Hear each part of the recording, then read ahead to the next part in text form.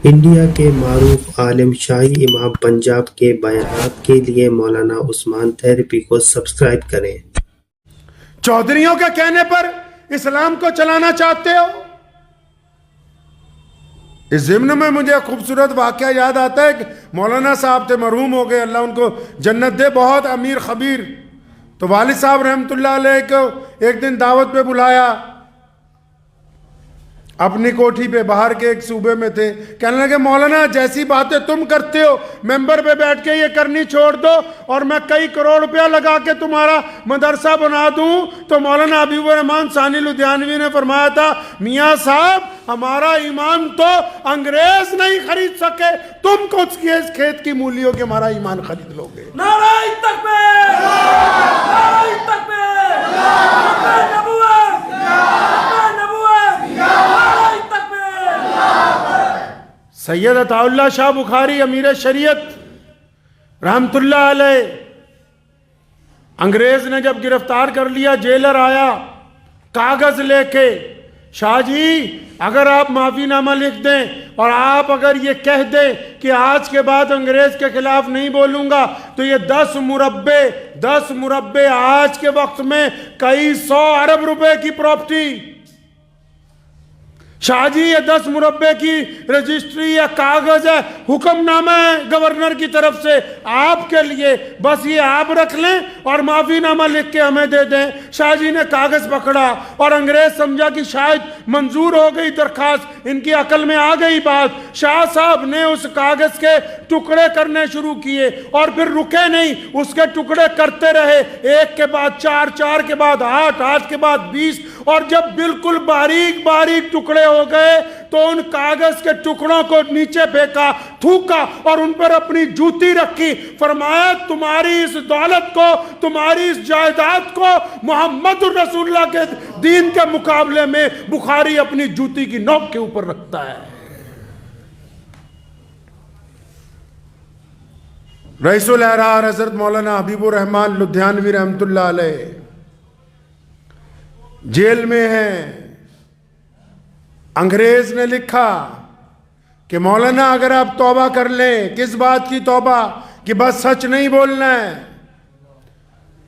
اپنی غیرت مار لینی ہے، اگر آپ توبہ کر لیتے ہیں سزا معاف کر دی جائے گی، اور سزا بھی معمولی نہیں ہے، بنا مدت کی نظر بندی ہے جس میں 4 سال گزر چکے ہیں، کوئی مقدمہ نہیں، کوئی گواہ نہیں، 14.5 سال مولانا حبیب الرحمن لدھیانوی نے جیل کے اندر گزارے۔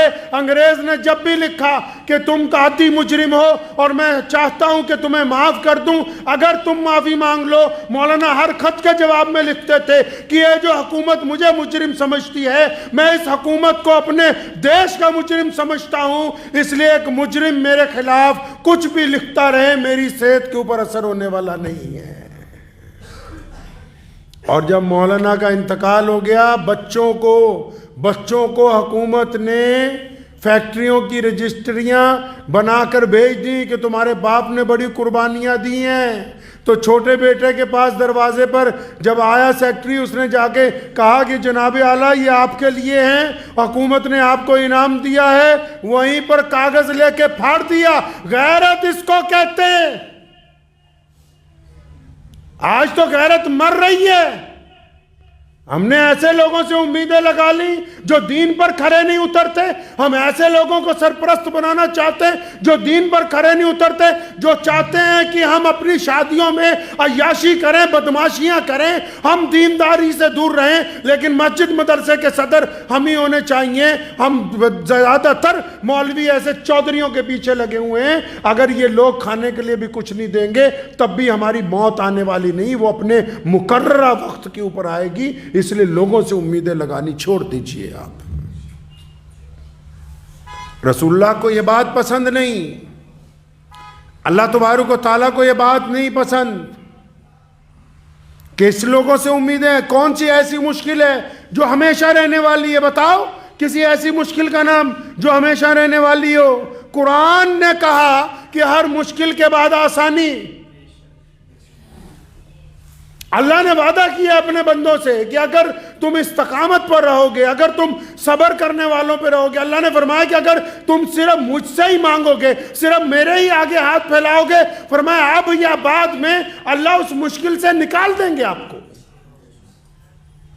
اور یہ جو عزت نفس مجروح کر رہے ہو، ہر ایک سے امید لگا رکھی ہے، کام بننے ہی نہیں پاتا، آج کی بات کل پہ ٹلتی ہے، شمع امید بھی عجب شاہ ہے، روز بجھتی ہے روز جلتی ہے۔ کبھی اس سے امیدیں لگا رکھی ہے، یہ میرا کام بنا دے گا، فلاں میرا کام بنا دے گا، کوئی کسی کا کام بنانے والا نہیں ہے۔ جو لوگ آپ کے ساتھ دینا چاہیں گے، جو آپ کی مدد کرنا چاہیں گے، لکھا ہے ایک بہت بڑے بزرگ کے متعلق کہ ان کے ایک دوست ان کے پاس آئے اور انہوں نے آ کے کہا کہ میں اتنا پریشان ہوں، گھر میں فلاں چیز نہیں ہے اور 10 دن ہو گئے۔ تو ان کو سب کچھ دینے کے بعد جب دوست چلا گیا تو وہ رونے لگے، تو بیوی نے پوچھا کیا بات ہے؟